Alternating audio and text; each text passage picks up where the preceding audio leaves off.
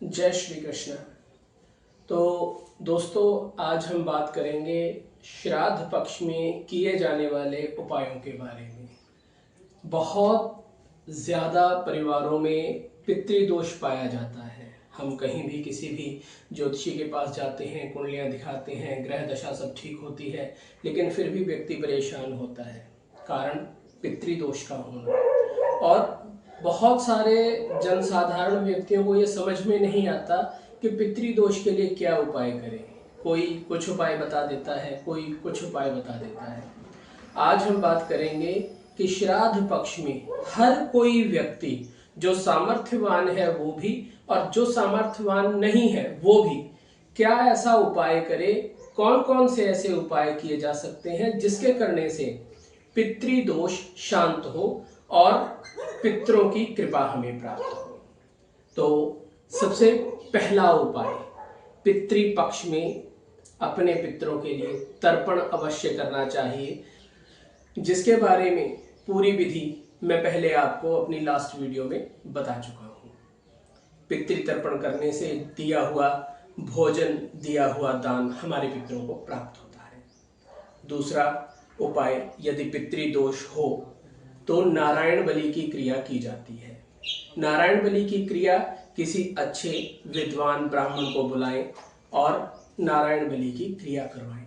नारायण बलि की क्रिया करने का स्थान आपके गांव शहर के नज़दीक कोई सरोवर हो, कोई नदी हो, कोई मंदिर हो, गौशाला हो। यदि कुछ भी ना हो तो पीपल के वृक्ष के नीचे नारायण बलि की क्रिया को किया जाता है।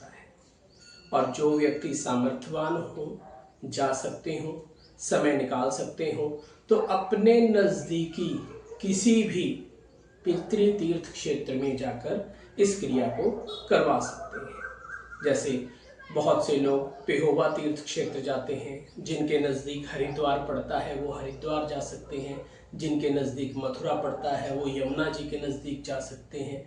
जो मेरे भाई पंजाब में रहते हैं, सतलुज रावी की तरफ जा सकते हैं। जो प्रयागराज रहते हैं वो प्रयागराज में करवा सकते हैं। राजस्थान में रहने वाले पुष्कर जा सकते हैं। तो अपने नज़दीकी कोई भी पितृतीर्थ क्षेत्र आप जाइए और किसी विद्वान ब्राह्मण से नारायण बलि की क्रिया को करवाइए। नारायण बलि की क्रिया कब करी जाती है? जब हमारे परिवार में एक कह देते हैं स्पेशल किसी एक व्यक्ति का जब हमें कराना है, तब नारायण बलि उस एक व्यक्ति के लिए करी जाती है जिसकी हमें शंका हो या जिसके बारे में हमें बताया गया हो कि इस पितृ की आपके घर में जो है वो गति नहीं हुई है, आपको करानी चाहिए। जैसे पिता की हो सकती है, दादाजी की हो सकती है, भाई की हो सकती है, चाचा की हो सकती है। इस प्रकार यह है पहला उपाय। दूसरा जो उपाय किया जाता है वो किया जाता है त्रिपिंडी श्राद्ध। अब ये त्रिपिंडी श्राद्ध क्या है? त्रिपिंडी श्राद्ध भी इसी प्रकार जलाशय के नजदीक, मंदिर में, तीर्थ क्षेत्र में, गौशाला में किया जाता है। त्रिपिंडी श्राद्ध में होता क्या है? त्रिपिंडी श्राद्ध में 3 प्रकार की प्रवृत्तियां इंसान की होती हैं। उसी प्रकार 3 प्रकार की प्रवृत्तियों के पितृ या प्रेत पाए जाते हैं, जैसे राजसिक, तामसिक और सात्विक।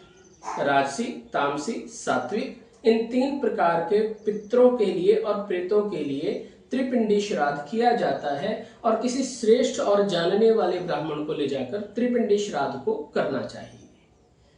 इसके बाद त्रिपिंडी श्राद्ध जो है आपके समूह, जैसे कहते हैं ना, हमें पता नहीं है, किसी भी पितृ के लिए आप इसको कर सकते हो। आपको पर्टिकुलर किसी एक पितृ के लिए नहीं है, ये आपके सभी पितरों के लिए किया जाता है।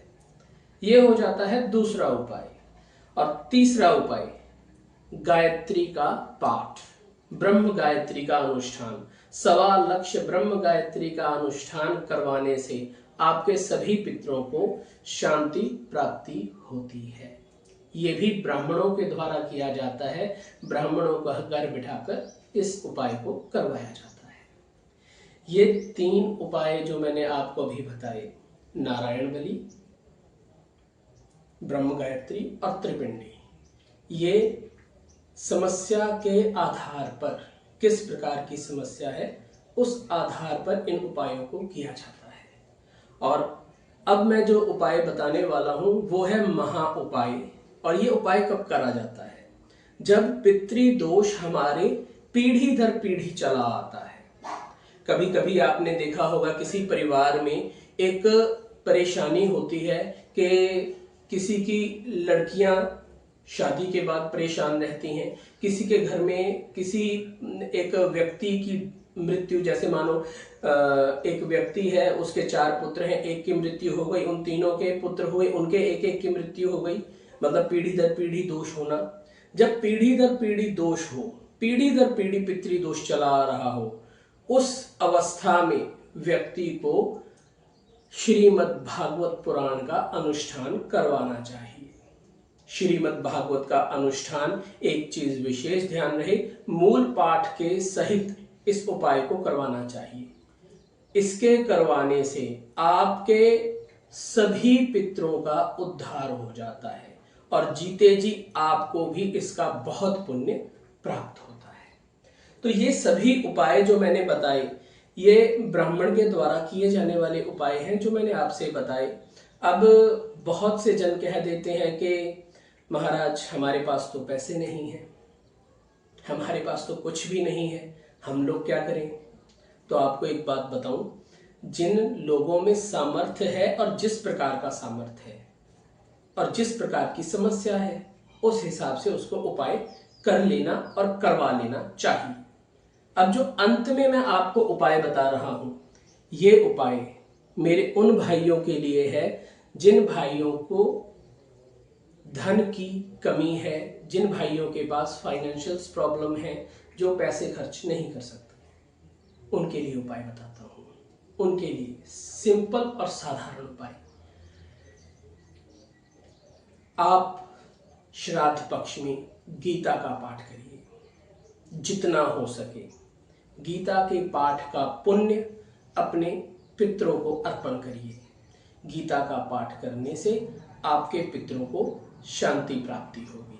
लेकिन एक चीज का ध्यान रहे, यदि दोष बहुत ज्यादा है पितरी, तो एक बार आपने श्राद्ध में गीता कर ली, उससे उद्धार नहीं होगा। ये आपको अपने जीवन में उतारना पड़ेगा। जब भी श्राद्ध पक्ष आए, हर साल आपको गीता का पाठ करना है। पहला उपाय, ब्रह्म गायत्री आप ब्राह्मण से नहीं करवा सकते हैं तो स्वयं ब्रह्म गायत्री का पाठ कीजिए, उससे भी आपको पितरों को मुक्ति की प्राप्ति होगी। और जो व्यक्ति संयम रख सकते हैं, उनको श्राद्धों में आने वाली एकादशी का व्रत करना चाहिए और उसका पुण्य अपने पितरों को देना चाहिए, जिसके देने से आपके पितृ मुक्ति को, मोक्ष को प्राप्त होते हैं और पुण्य देने वाले, आशीर्वाद देने वाले हो जाते हैं। इन उपायों के साथ साथ बहुत से लोग ऐसे हैं जो मेरे भाई बड़ी बड़ी मेट्रो सिटीज में रहते हैं या विदेश में रहते हैं, कोई कनाडा अमेरिका में रहता है, ब्राह्मण नहीं मिलता, भोजन भी नहीं करवा पाते। उस परिस्थिति में क्या करें? उस परिस्थिति में वो कौन सा उपाय है जिसको करने से आप पितरों की जो आशीर्वाद है वो प्राप्त कर सकते हैं? वो उपाय आपको बताता हूँ, बड़ा सरल है। सर्वप्रथम आपके नज़दीक यदि गौशाला हो तो गौशाला में जाके कौओं की सेवा करें, उनको चारा डालें। गौशाला न हो, पक्षियों को दाना डालें। बड़ा आसान है। यदि ये 2 चीज़ें नहीं होती तो बड़े बड़े शहरों में, बड़े बड़े जो मेट्रो सिटीज़ हैं, वहाँ पर वृद्धाश्रम होते हैं। जिस दिन आपके किसी प्रियजन का श्राद्ध हो या जब भी आपका श्राद्ध पक्ष में मन करे, 14 या अमावस्या के दिन आपको वृद्धाश्रम में जाना है। अपनी श्रद्धा और अपनी सामर्थ्य के अनुसार बुजुर्गों का आशीर्वाद और उनको भोजन खिलाना है। इस प्रकार का कृत्य करने से हर प्रकार का पितृदोष जो है वो शांत होता है और हमें फल देने वाला हो जाता है। तो बंधुओं, मैं यही कहना चाहूँगा कि थोड़ा हो, ज़्यादा हो, जितना भी हो, अपने सामर्थ्य अनुसार हमें पितरों की सेवा अवश्य करनी चाहिए। एक चीज़ आप हमेशा याद रखिए, मंदिर जाते हैं, भगवान की कृपा प्राप्त होती है, लेकिन उस भगवान की भी कृपा हमें तब प्राप्त होती है जब हम अपने पितरों की कृपा प्राप्त करते हैं। यदि हमें हमारे पितरों की कृपा प्राप्त नहीं होती ना, तो हमें भगवान की कृपा भी नहीं प्राप्त होती है। और पितृश्राद्ध या पितरों के निमित्त जो भी हम कार्य करते हैं, एक चीज़ ध्यान रखिए, जो आपके जीवित माता पिता हैं, जो आपके जीवित बुजुर्ग आपके घर में बैठे हैं, उनकी सेवा जरूर करिए। यदि आप अपने माता पिता को, अपने गुरुओं को कटु वचन बोलते हैं, तब भी आपको पितृ श्राद्ध का फल प्राप्ति नहीं होता। जय श्री कृष्ण। राधे राधे।